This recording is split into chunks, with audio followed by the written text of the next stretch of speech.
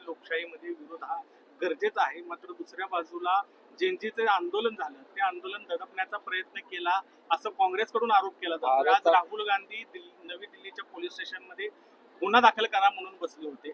बघा, भारतातली युवा पिढी ही अत्यंत संवेदनशील आणि जबाबदार युवा पिढी आहे. त्यामुळे मला वाटत नाही भारताच्या युवा पिढीला कोणीही वेगळं अजून काही शिकवायची गरज आहे.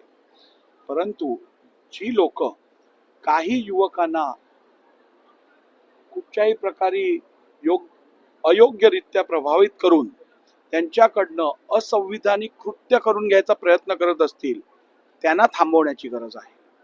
युवा पिढी ही जबाबदार आहे आणि या देशाला, या युवा पिढीवरती अभिमान आहे.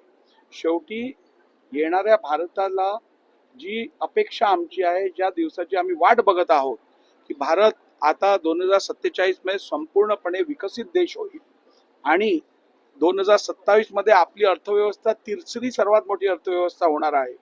त्याचप्रमाणे भारत हा जगातला सर्वोत्तम देश कोण बनवू शकत असेल तर ही आपल्या समोर बसलेली युवा पिढी करू शकतं.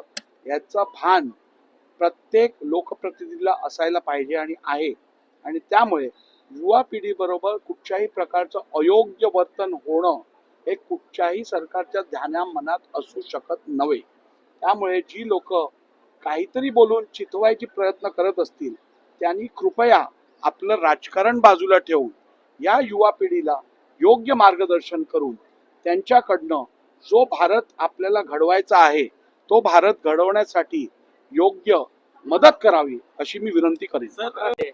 आणि खरंच एक वेगळं लेक्चर करून विधानसभेत आमदारांना हँडल करता आज विद्यार्थी येत असले, मला वाटतं हा अनुभव कोणत्याही लोकप्रतिनिधीच्या जीवनातील एक अत्यंत मौल्यवान अशी संधी आहे. एवढ्या मोठ्या संख्येत आमच्या देशाच्या पुढच्या पिढीबरोबर संवाद साधणं, त्यांचे विचार ऐकून घेणं, आपले विचार त्यांच्यापर्यंत पोहोचवणं हे मला वाटतं ही काळाची गरज आहे. आणि मी आमचे आमदार समाधान अवताडे जी आहेत, त्याचप्रमाणे रुंगे सर आहेत, यांनी मला ही संधी दिली त्याबद्दल मनापासून त्यांचे आभार मानतो. आणि शेवटी ही देशाची नवीन पिढी आहे, यांना योग्यरित्या जे लोकप्रतिनिधी आहेत त्यांचे विचार त्यांच्यापर्यंत पोहोचवणं गरजेचं आहे. त्यांच्या ज्या आशा अपेक्षा आहेत विद्यार्थ्यांच्या, त्या योग्यरित्या आमच्यापर्यंत पोहोचणं गरजेचं आहे.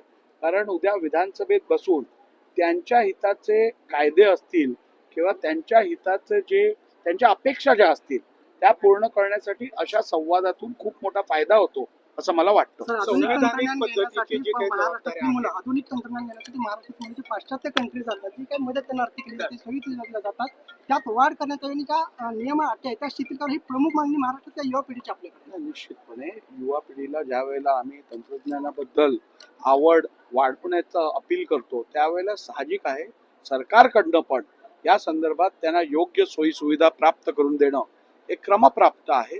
येणाऱ्या आत्ताही महाराष्ट्र शासनाकडून परदेशात जाणारे जे विद्यार्थी आहेत किंवा तंत्रज्ञानात अधिक रिसर्च करणारे जे विद्यार्थी आहेत त्यांच्यासाठी सवलती व स्कीम्स आहेत, परंतु ते तळागाळात पोहोचवण्यासाठी जे काय करायला लागेल ते निश्चितपणे मला खात्री आहे शासन करेल. सर, आपण थोडून दावे केले. मला वाटतं एक आपण विधिज्ञ आहात, अध्यक्ष आहात, एक राजकारणी किंवा विधिज्ञ म्हणून काय मत असेल? अध्यक्ष म्हणून नाही, विधिज्ञ म्हणून. मी अध्यक्ष आणि लीगल लॉ स्टुडंट असल्यामुळे मला एका गोष्टीचा भान आहे की ज्या वेळेला एखादी मॅटर सब ज्युडिस असते त्यावेळेला त्याच्यावरती भाष्य करणं अयोग्य असतं. Okay, thank you.